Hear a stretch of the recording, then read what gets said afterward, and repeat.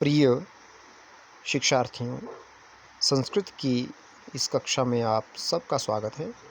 आज हम संस्कृत के पाठ 5 के बारे में पढ़ेंगे, जिसका कि नाम है दिव्या गीर्वाण भारती। यहाँ पर लिखा हुआ है पंचमः पाठः, अर्थात 5वां पाठ।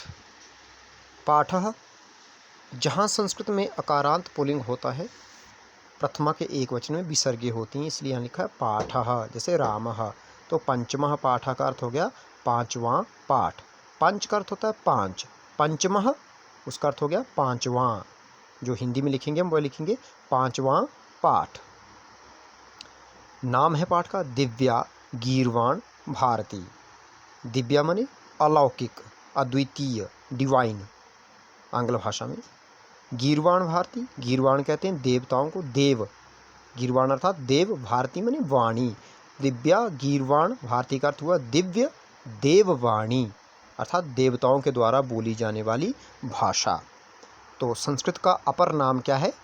गीर्वाण भारती, अर्थात संस्कृत भाषा का दूसरा नाम है गीर्वाण भारती, अर्थात देववाणी। आप नोट करेंगे, दिव्या का होता है दिव्य, अलौकिक, जिसके समान कोई दूसरी चीज़ ना हो, अनुपम, अनोखी, दिव्य उसको कहा जाता है, डिवाइन। ठीक है। और जो गीर्वाण भारती, इसका शाब्दिक अर्थ होता है देववाणी। संस्कृत का दूसरा नाम है देववाणी। अब आगे बढ़ते हैं। अष्टमी कक्षायाः छात्राः परस्परं वार्तालापं कुर्वन्ति। 8वीं कक्षा के छात्र आपस में वार्तालाप करते हैं। ये कक्षा का दृश्य है, उसमें दर्शाया गया है कि अष्टमी कक्षा के काके की। ठीक है। तो ये पंचमी षष्ठी का एक वचन है, कक्षा आकारांत स्त्रीलिंग, पंचमी षष्ठी का एक वचन। छात्राः, जैसे बालः बालौ बालाः, वैसे ही छात्रः छात्रौ छात्राः, प्रथमा का बहुवचन। परस्परम, आपस में। वार्तालापम, वार्तालाप या बातचीत को। कुर्वन्ति, करते हैं। तीता अंति लट लकार प्रथम पुरुष का बहुवचन। कौन करते हैं वार्तालाप? छात्राः। तो जो वार्तालाप कर रहे हैं वे क्या है? कर्ता। छात्रा इसमें क्या है? कर्ता। और कुर्वन्ति क्या है? क्रिया, क्री धातु से तीता अंति। सुशांतः, बच्चे का नाम है, विद्यार्थी का नाम है, जैसे आपके नाम होते हैं। सुशांतः, सुशांत। भो मित्राणि, हे मित्रों। किम, क्या। भवन्तः, आप सब। जानन्ति, जानते हैं।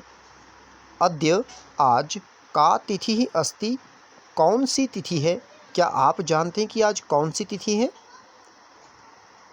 भवन्तः, भवान भवन्तौ, भवन्तः पुल्लिंग, प्रथमा का बहुवचन। जानन्ति जन धातु से तीतांति लटलकार प्रथम पुरुष का बहुवचन। अद्य अव्यय है, इसका अर्थ होता है आज। का किम शब्द स्त्रीलिंग, आकारांत में क्षम्यतामिति, आकारांत वगैरह नहीं होते हैं, सर्वनामीय अपने तरीके से चलते हैं। तो का, ये किम शब्द स्त्रीलिंग, प्रथमा का एक वचन। जब हम प्रश्न निर्माण करते हैं, जैसे ऊपर लिखा है अष्टमी कक्षायाः, तो कक्षायाः का प्रश्न क्या बनेगा? कस्याः, क्योंकि पंचमी षष्ठी का है। तो सुशांत पूछता है कि अपने जो उसके सहपाठी हैं उनसे कि मित्रों, आप जानते हैं कि आज कौन सी तिथि है? गरिमा, विद्यार्थी का नाम है, स्टूडेंट। गरिमा कहती है आम, अहम जानामि, हाँ मैं जानती हूँ। अहम यहाँ कर्ता है, जानामि यहाँ क्रिया है। भवन्तः जानन्ति, ये भवंता प्रथम पुरुष का था तो क्रिया भी जानन्ति प्रथम पुरुष की लगी। बहुवचन था तो बहुवचन की क्रिया लगी। यहाँ अहम, मैं, उत्तम पुरुष की क्रिया है, तो क्षम्यताम उत्तम पुरुष का करता है अहम, तो जानामि भी उत्तम पुरुष की ही क्रिया साथ में लगी है। और एक वचन है तो एक वचन, कर्ता क्रिया पर थोड़ा ध्यान देंगे। अद्य श्रावण मासस्य पूर्णिमा तिथि अस्ति, आज श्रावण मास की पूर्णिमा तिथि है। गरिमा कहती कि आज श्रावण महीने की पूर्णिमा तिथि है। अस्ति में अस धातु। प्रशांतः, अब प्रशांत कहता है वयम इदमपि जानीमः, कहता है हम इतना ही नहीं जानते कि आज श्रावण मास की पूर्णिमा है। वयम इदमपि जानीमः, हम यह भी जानते हैं। यत, कि प्रतिवर्षम, हर साल। श्रावण मासस्य पूर्णिमायाम, श्रावण मास की पूर्णिमा को या पूर्णिमा के दिन संस्कृत दिवसः आयोज्यते, संस्कृत दिवस मनाया जाता है। श्रावण मास की पूर्णिमा को संस्कृत दिवस के रूप में मनाया जाता है। जैसे हम हिंदी पखवाड़ा मनाते हैं, वैसे ही संस्कृत दिवस भी मनाया जाता है। आयोज्यते में आ उपसर्ग है, युज धातु से लट लकार प्रथम पुरुष का एक वचन है, लेकिन आत्मनेपद जैसे अते एते अंते हमने पिछले चैप्टर में पढ़ा था, शोभते शोभेते शोभन्ते, वैसे ही आयोज्यते आयोज्येते आयोज्यन्ते आ उपसर्ग पूर्वक युज धातु तोड़ के अगर उपसर्ग लिखने को आएगा तो हम लिखेंगे आयोज्यते। ठीक है। अब श्रावण मासस्य फिर क्या बन जाएगा, कस्य जानीमः उत्तम पुरुष का बहुवचन लट लकार। अब ये क्रिया है तो कर्ता क्या है, वयम है। ठीक है। इदम तो सर्वनाम है, अपि का अर्थ होता है भी, जो कि अव्यय है। अब तदैव तभी अध्यापकः कक्षां प्रविशति, अध्यापक कक्षा में प्रवेश करते हैं। हालांकि प्रविशति लिखा है एक वचन में है, परंतु आदर अर्थे बहुवचनम। जब भी हम किसी को अपने से बड़े को सम्मान देते हैं तो हम बहुवचन का प्रयोग करते हैं। जैसे कोई एक व्यक्ति है हमसे बड़ा, कहीं जा रहा तो हम क्या पूछते हैं, आप कहाँ जा रहा है, या फिर आप कहाँ जा रहे हो, या आप कहाँ जा रहे हैं। उसी प्रकार से आदर अर्थे बहुवचनम। तदैव में संधि छेद है, तदा प्लस एव। अध्यापकः कर्ता है और प्रविशति क्रिया है। प्रधन विशति या प्र प्लस विशति। सर्वे छात्राः सभी छात्र, उत्थाय, उत्थाय का अर्थ होता है उठ करके या उठ कर। इसमें उत उपसर्ग है, स्था धातु से ल्यप प्रत्यय है। हे आचार्य, हे गुरुदेव, संस्कृत दिवसे वयम भवंतम वर्धापयामः, संस्कृत दिवस की हम आपको बधाई देते हैं। संस्कृत दिवसे सप्तमी का एक वचन, कस्मिन् दिवसे, वयम यहाँ पे करता है, अहम आवाम वयम, भवंतम आपको, भवान भवंतो भवंतः, फिर भवंतम यानी कि द्वितीय का एक वचन। तो इसका प्रश्न क्या बनेगा, कम, क्योंकि ये पुल्लिंग में है। वर्धापयामः बधाई देते हैं। वर्धापयामा में आप देखें ये उत्तम पुरुष का बहुवचन है। क्यों, क्योंकि वयम जो करता है वह भी उत्तम पुरुष का बहुवचन है। साथ साथ में नोट करते चलेंगे आप इसको।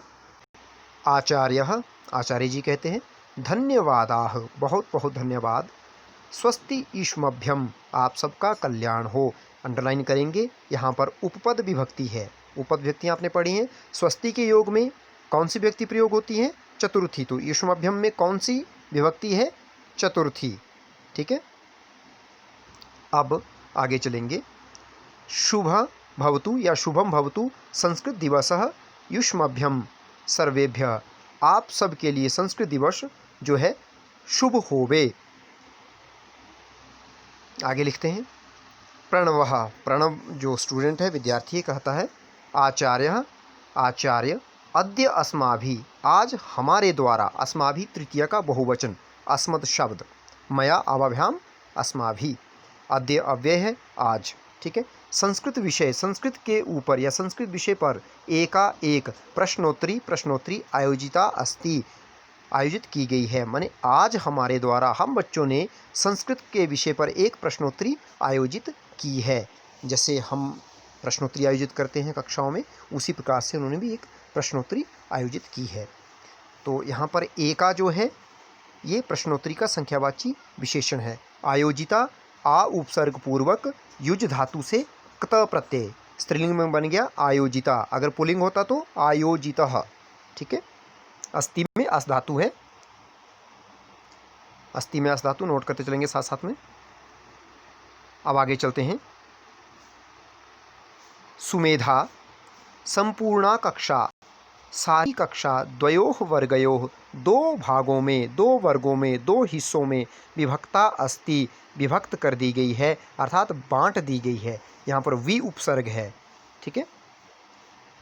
अब पुल्लिंग होता तो कत प्रत्यय से, तो यहाँ पर क्या होना था, विभक्तः।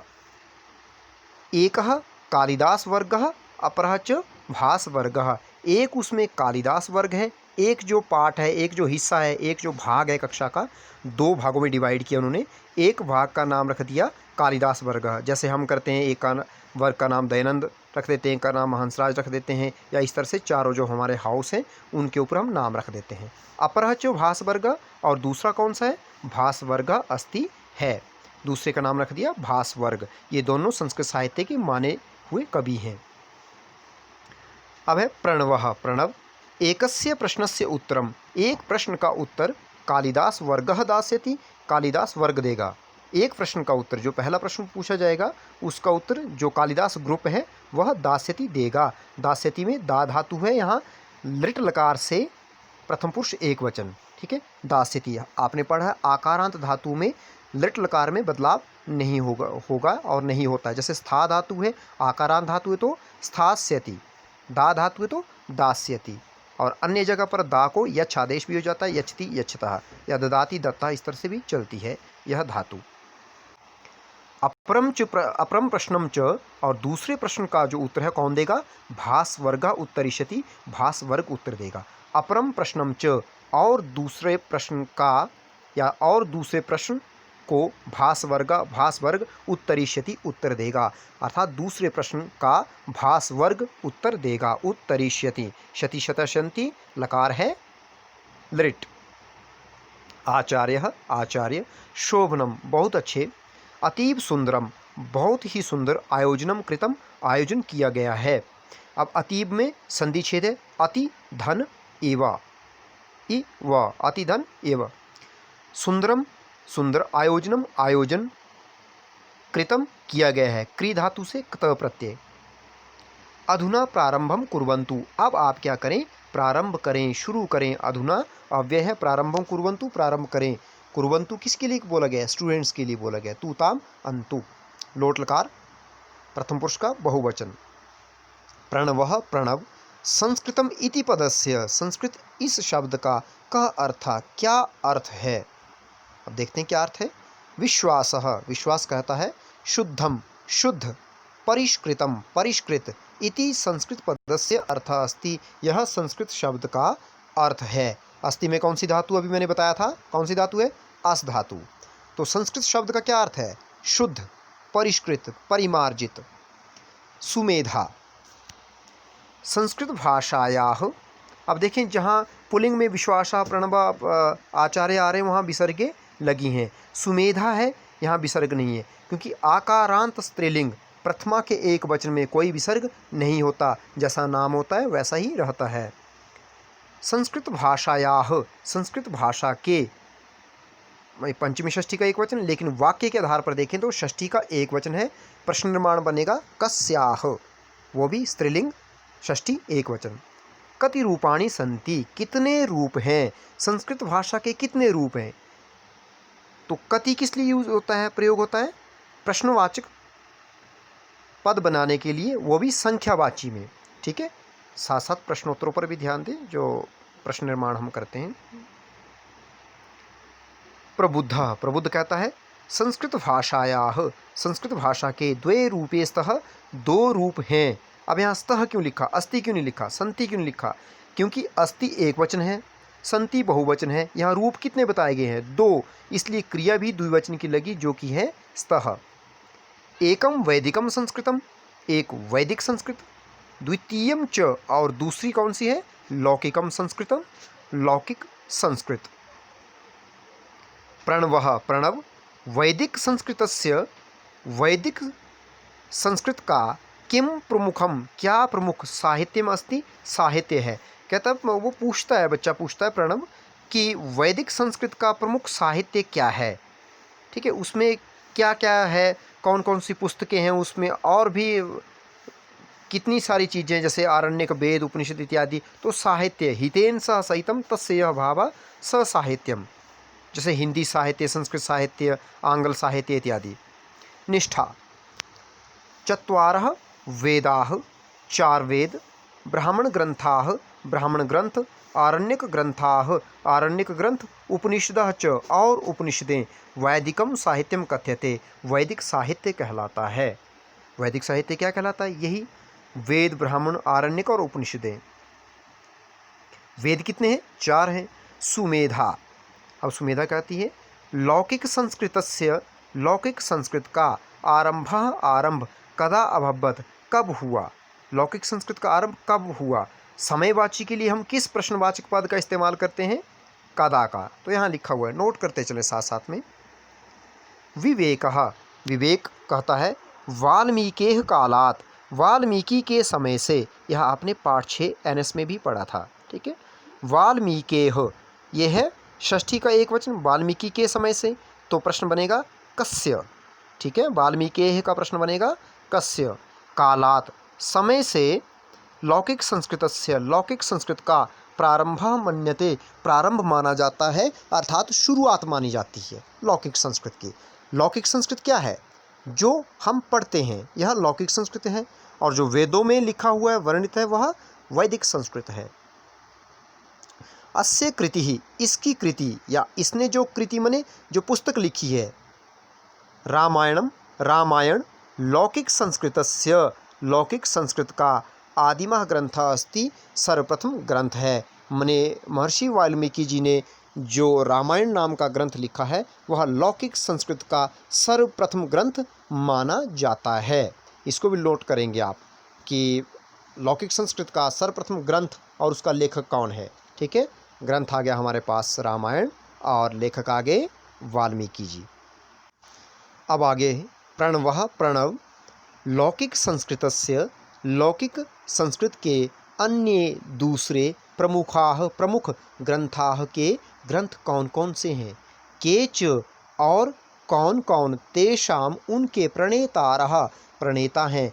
अब प्रणव कहता है कि ये तो हो गया एक, संस्कृत साहित्य में एक ही ग्रंथ तो नहीं है, तो लौकिक संस्कृत के दूसरे प्रमुख ग्रंथ कौन कौन से हैं और उनके राइटर, लेखक कौन कौन हैं। प्रणेतारः रचनाकार, लेखक, उनको लिखने वाले। प्रज्ञा, प्रज्ञा कहती है महाभारतम व्यासेन विरचितम, महाभारत व्यास के द्वारा लिखा गया है। महर्षि व्यास ने कौन सा ग्रंथ लिखा है? महाभारतम, ये महाभारत। विरचितम में वि उपसर्ग पूर्वक रच धातु से, रच का च हलंत, कत प्रत्यय है। ठीक है, विरचितम, विरचिता, विरचितः, तीनों लिंगों में चलता है ये। महाभारत किसके द्वारा लिखा गया है? महर्षि व्यास जी के द्वारा। रमेशः, रमेश कहता है रघुवंशम कुमार संभवम च, रघुवंश और कुमार संभव, च का अर्थ होता है और। कालिदासेन, महाकवि कालिदास के द्वारा रचिते महाकाव्य, लिखे गए दो महाकाव्य हैं, इसलिए रचिते महाकाव्ये, दोनों मिलते जुलते हैं। ठीक है, क्योंकि महाकाव्य कितने? दो हैं, इसलिए महाकाव्य और रचिते दोनों में यहाँ पर द्विवचन का प्रयोग किया गया है। रचितम, रचिते, रचितानि, कत प्रत्यय इस तरह से चलता है। ठीक है, फलम फले फलानी नपुंसकलिंग में, तो रचितम, रचिते, रचितानि। अब आगे हैं शुभ्रा, शुभ्रा कहती है कालिदासेन एव, कालिदास के द्वारा ही, रचितानि लिखे हुए, रचितम, रचिते, रचितानि, मतलब यहाँ हमारे पास कत प्रत्यय जुड़ा हुआ है और फिर प्रथमा के एक वचन, द्विवचन, बहुवचन में रूप चले हुए हैं। कालिदास के द्वारा लिखे गए ही अभिज्ञान शाकुंतलम, अभिज्ञान शाकुंतलम नाटक है। मालविका अग्निमित्रम, ये भी पुस्तक का नाम है। विक्रमोर्वशीयम च, और विक्रमोर्वशीय, एतानि त्रीणि, ये तीन नाटकानि, नाटक हैं। कहते कालिदास ने सिर्फ रघुवंश और कुमार संभव ही नहीं लिखे हैं, इन्होंने अभिज्ञान शाकुंतलम, विक्रमोर्वशीयम और साथ में मालविका अग्निमित्र नाम तीन नाटक भी लिखे हुए हैं। और साथ साथ में आपकी जानकारी के लिए बता दूं, इन्होंने गीतिका भी लिखा हुआ है मेघदूत नाम से, और ऋतु संहार भी इनके द्वारा लिखे हुए खंड काव्य है।